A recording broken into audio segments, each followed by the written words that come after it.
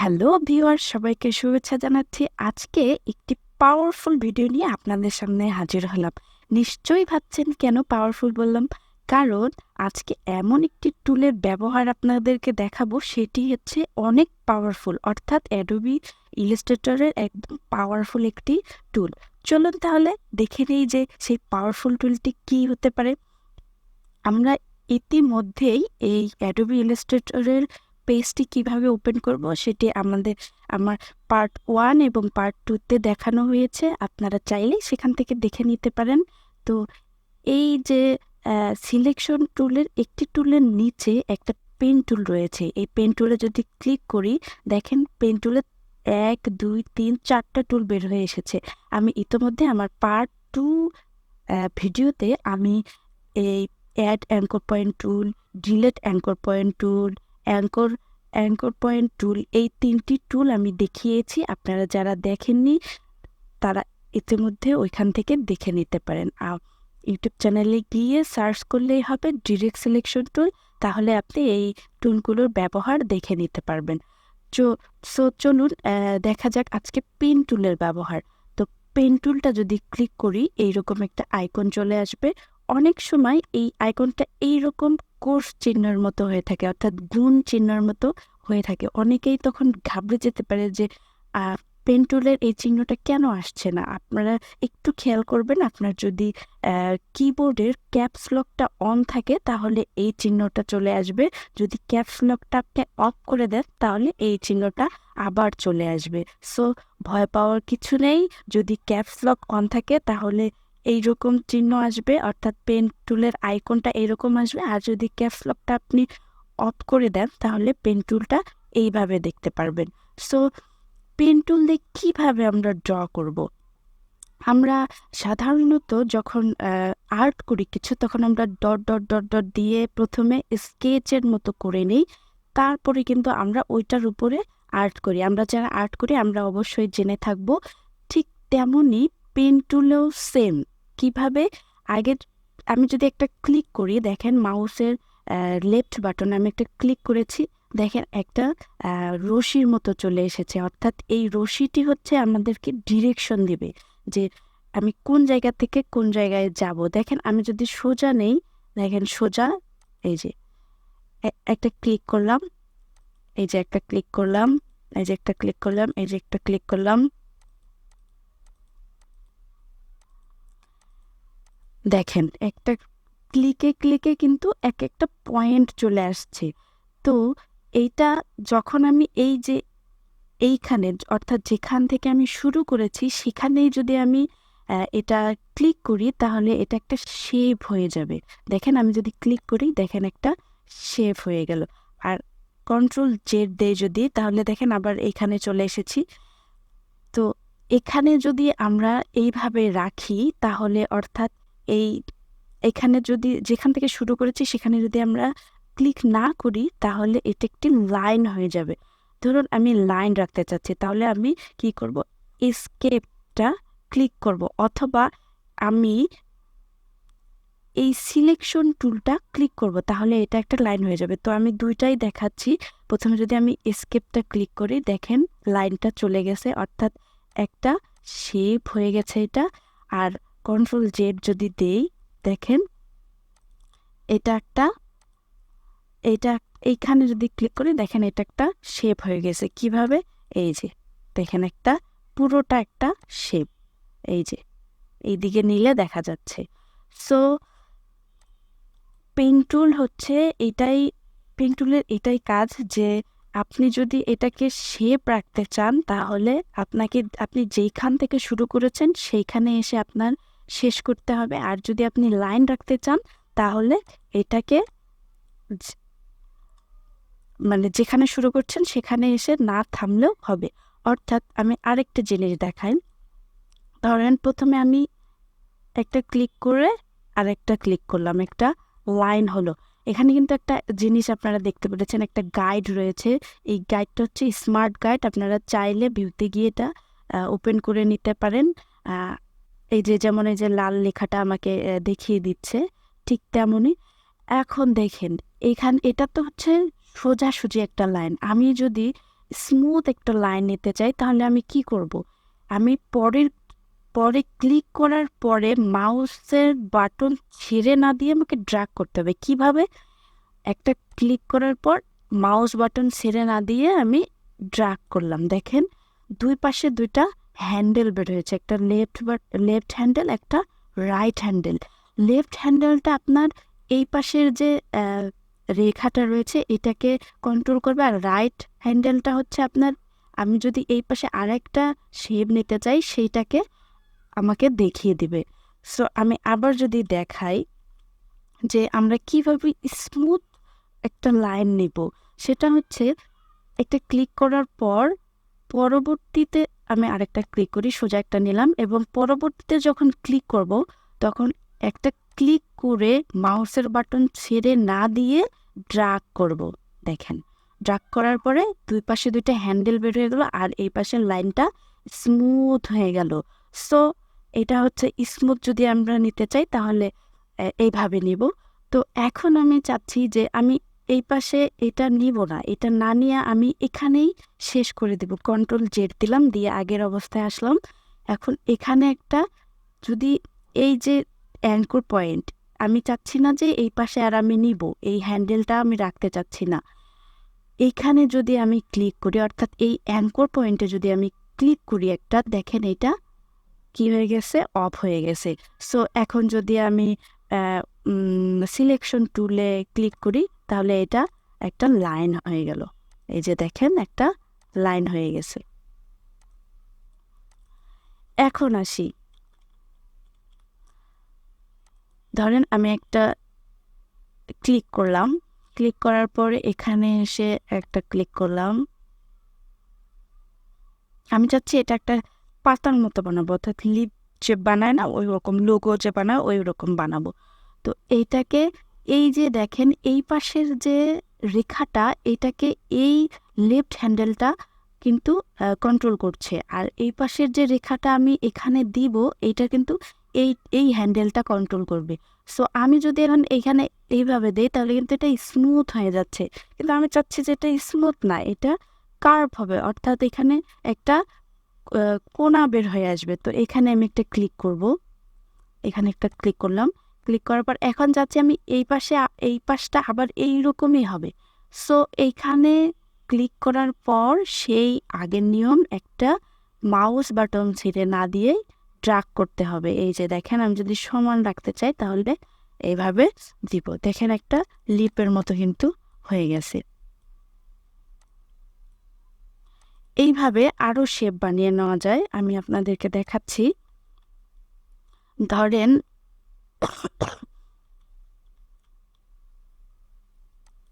আমি square shape বানাবো, এখানে একটা ক্লিক করলাম, এখানে একটা ক্লিক করলাম, এখানে একটা ক্লিক করলাম, এখানে একটা ক্লিক করলাম, এখানে একটা ক্লিক করলাম। এটা কিন্তু আমার মাপ মতো হচ্ছে না, অর্থাৎ আমি যেরকম নিতে চাচ্ছি সেরকম হচ্ছে না। কিন্তু আমি যদি চাই যে সমান, চারপাশে সমান নিব, তাহলে আমি কিভাবে নিব?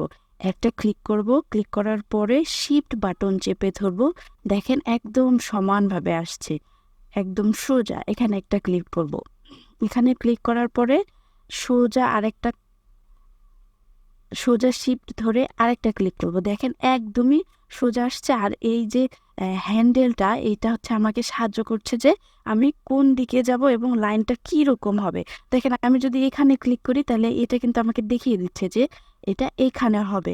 কন্ট্রোল জেড দিয়ে আন্ডু করি, আন্ডু করার পর এখন দেখেন আবার সেম, যদি আমি এইটা সোজা নিতে চাই, এই যে দেখেন একদম সোজা আমাকে গ্রিড লাইন দেখিয়ে দিচ্ছে, অর্থাৎ স্মার্ট গাইডটা আমাকে ফলো করে দেখিয়ে দিচ্ছে। আমি এখানে একটা ক্লিক করলাম, এই যে সোজা, এখানে একটা ক্লিক করলাম, একটা স্কোয়ার হয়ে গেল।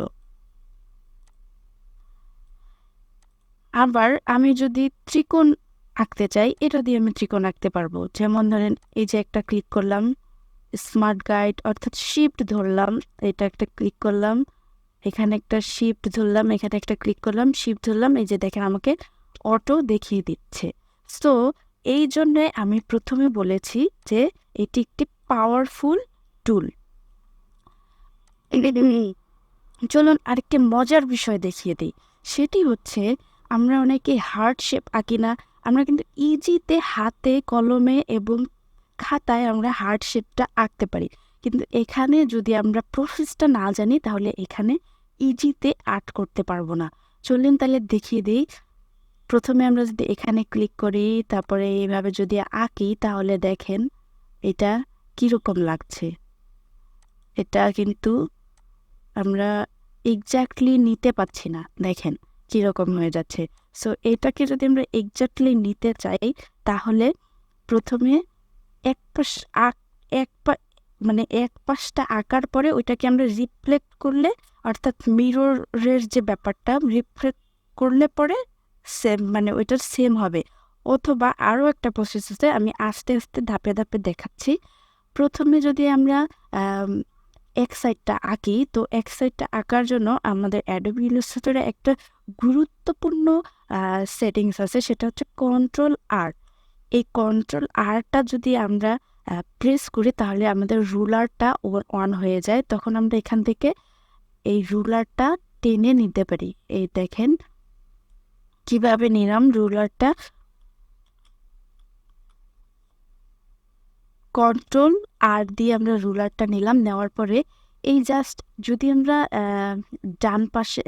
ডান পাশের এখান থেকে এই রুলারের এখানে কার্সর আনবো, আনার পর জাস্ট একটা ক্লিক করে ড্র্যাগ করে আমার যেইখানে পজিশন সেখানে নিয়ে যাব। এই যে দেখেন আমার এটা হয়ে গেল। আবার উপর থেকে সেম, এটা তো হচ্ছে লম্বালম্বি নিলাম। এখন যদি আমরা এই পাশে নিতে চাই তাহলে এই পাশ থেকে ধরে একটা ক্লিক করতে হবে। আমি আবারও বলছি, একটা ক্লিক করে জাস্ট ড্র্যাগ করে নিচের দিকে নিয়ে আসতে হবে। দেখেন রুলারটা অন হয়ে গেছে। সো এইভাবে হচ্ছে আমাদের রুলার নিতে হয়। তো আমি হার্ট শেপের জন্য এখান থেকে একটা রুলার টেনে নিচ্ছি, নিলাম। এখন পেন টুল নেব। পেন টুল নেওয়ার পর জাস্ট এক পাশটা আমি ড্র করব। তাহলে এখানে একটা ক্লিক, এইখানে একটা ক্লিক,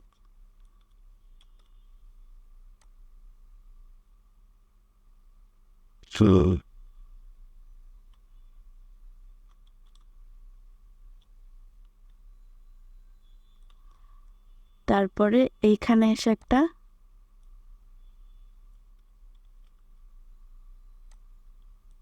সিম্পল একটা ক্লিক করলাম। এখন আমি যদি এসকেপ চাপি তাহলে এটা অফ হয়ে যাবে, অথবা আমি যদি এইখানে সিলেকশন টুল ক্লিক করি তাহলেও এই রশিটা চলে যাবে, অর্থাৎ এই যেটা হচ্ছে আমাদের ডিরেকশন দিচ্ছে এটা চলে যাবে। অথবা কন্ট্রোল ধরে যদি আলাদা জায়গায় ক্লিক করি তাহলেও এটা চলে যাবে।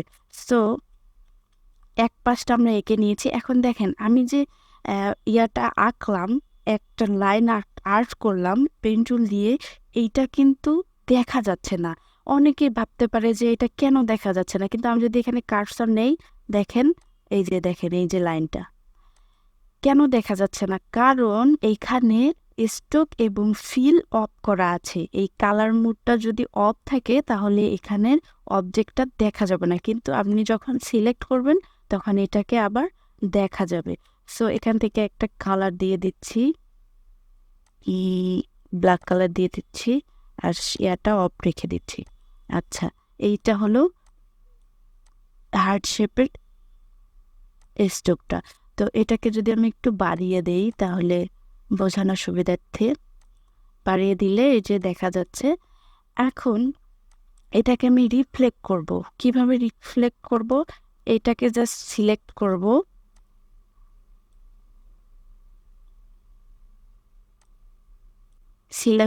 সিলেক্ট করার পর রাইট বাটন ক্লিক করব। রাইট বাটন ক্লিক করলে এখানে আসবে ট্রান্সফর্ম। আমি দেখিয়ে দিচ্ছি আবার যে এটাকে সিলেক্ট করতে হবে, অর্থাৎ যেটাকে আপনি মিরর আকারে করতে চাচ্ছেন, অর্থাৎ রিফ্লেক্ট করতে চাচ্ছেন, সেটাকে আগে সিলেক্ট করে নিতে হবে। তারপরে রাইট বাটন ক্লিক করতে হবে। রাইট বাটন ক্লিক করার পরে ট্রান্সফর্মে আসতে হবে। ট্রান্সফর্মে আসার পরে এই যে দেখেন রিফ্লেক্ট, এগুলো আমি পরে দেখাবো। আগে যেটি দেখাচ্ছি সেটি হচ্ছে রিফ্লেক্ট। রিফ্লেক্টে যদি আপনি ক্লিক করেন, দেখেন এই যে একটা পপ আপ চলে আসছে। তো আমার প্রিভিউ অন আছে, তাই এটা দেখাচ্ছে যে আমি আসলে কোন পাশে নিতে চাচ্ছি, ভার্টিক্যাল নাকি হরিজেন্টাল। সো প্রিভিউটা যদি আমি অন করে দিই, দেখেন এই যে ভার্টিক্যাল চলে গেছে। আর যদি হরিজন্টালে নেই, দেখেন উল্টা হয়ে যাবে। তো আমার দরকার কি ভার্টিক্যাল। এই যে দেখেন এখানে চিহ্ন দিয়েও দেখিয়ে দেওয়া হয়েছে যে আপনি কোন দিকে রিফ্লেক্ট করতে চাচ্ছেন। তো ভার্টিক্যালে যদি দেই তাহলে আমার দরকার ভার্টিক্যালের জন্য ভার্টিক্যালে দিলাম। এখন যদি আমি ওকে দিয়ে দিই তাহলে আমার আগেরটা চলে যাবে, অর্থাৎ এই যে আগের যে অবজেক্টটা রয়েছে এটি চলে যাবে। কিন্তু আমি যদি প্রিভিউতে দিয়ে কপিতে দেই তাহলে আমার আগেরটাও থেকে যাবে, এই যে দেখেন আগেরটাও থেকে যাবে এবং নতুনটাও হয়ে গেছে। এখন এটাকে ধরে জাস্ট শিফট ধরে এই দিকে দিয়ে দিলাম, এই যে দেখেন। আমি যদি রুলারটা ডিলিট করে দেই, রুলারটা জাস্ট ক্লিক করে ডিলিট করে দিতে পারেন, অথবা এই রুলারটা ধরেন রাইট বাটন ক্লিক করে এই যে হাইড গাইড এটাও করে দিতে পারেন, তাহলে এটা চলে যাবে। সো এখানে একটা প্রবলেম রয়েছে, সেটা হচ্ছে এই যে এখানে আলাদা আলাদা রয়েছে, মানে এটা একটা লাইন, এটা একটা লাইন রয়েছে। তো এটা আমরা কিভাবে চয়ন করাবো? দেখেন আমি যদি আলাদা একটা ইয়াতে দেখাই, এটাকে একটু এদিকে সরিয়ে রাখি। আমি একটা লাইন নিলাম, এখানে একটা লাইন আর এখানে একটা লাইন। এখন এটা কিন্তু জয়েন করাবো আমরা, কিন্তু তার আগে একটু ছোট্ট একটু জিনিস দেখিয়ে দিতে চাচ্ছি। সেটি হচ্ছে এটাকে যখন আমরা জয়েন দিব, দেখেন ডাইরেক্ট সিলেকশন টুল, এটাকে সিলেক্ট করার পরে রাইট বাটনে ক্লিক করে যদি জয়েন দেই, দেখেন কি হয়ে গেছে, একটা রেখা হয়ে গেছে।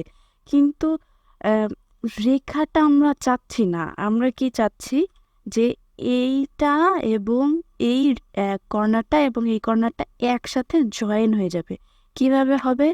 এইটা ধরবো, ধরার পর রাইট বাটন ক্লিকে প্রথমে আমাদেরকে অ্যাভারেজ করে নিতে হবে। কি অ্যাভারেজ?